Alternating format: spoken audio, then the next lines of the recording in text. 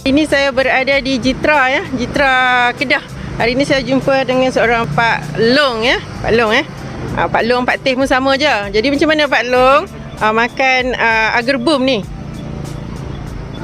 Bagi pendapat saya, Cikgu Haji dan Puan Jamila bagi kat saya 4 set saya cuba. Lepas tu apabila saya cuba, saya rasa batuk saya 2 bulan lebih. Memang lama. Sakit perut ni. Terlampau batuk. Tak tahan. Sebelah paru ni rasa berat. Lepas tu apabila saya makan tu, set tu, lepas tu saya pun terus beritahu kat cikgu saya nak produk ni. Alhamdulillah. Jadi saya ambil, apabila saya ambil, saya makan perempuan saya.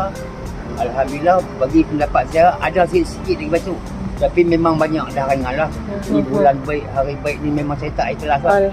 Memang terbaik lah untuk saya produk ni. Okey. Dan terus join lah. Hari ni join hari tu masuk tu join V-Master terus. Ya. Alhamdulillah, Lepas tu syukur. perempuan saya pun lepas raya ni insyaAllah akan join. Alhamdulillah. Dia bengkak kaki balik dari umrah kan. Lepas tu apabila minum panas keluar, lepas tu lah ni kecut elok. Alhamdulillah. Alhamdulillah, Perempuan saya. syukur terbaik. Lepas raya insyaAllah dia masuk. Jadi Lepas tu saya akan buat di kedai saya perjumpaan. Alhamdulillah. Jadi apa suggestion untuk Pak Long bagi war-warkan kepada orang ramai ni tentang agar boom ni? Jadi bagi pendapat saya tu, kalau yang nak cubalah. InsyaAllah bulan-bulan baik, hari baik ni kan. Alhamdulillah, dengan izin Allah. Kita. Yang pertama, yang kedua tambah rezeki lah. Alhamdulillah. Terima kasih banyak-banyak lah. Okey, sama-sama. Baik, terima kasih Pak Long berkongsi testimoni hari ini.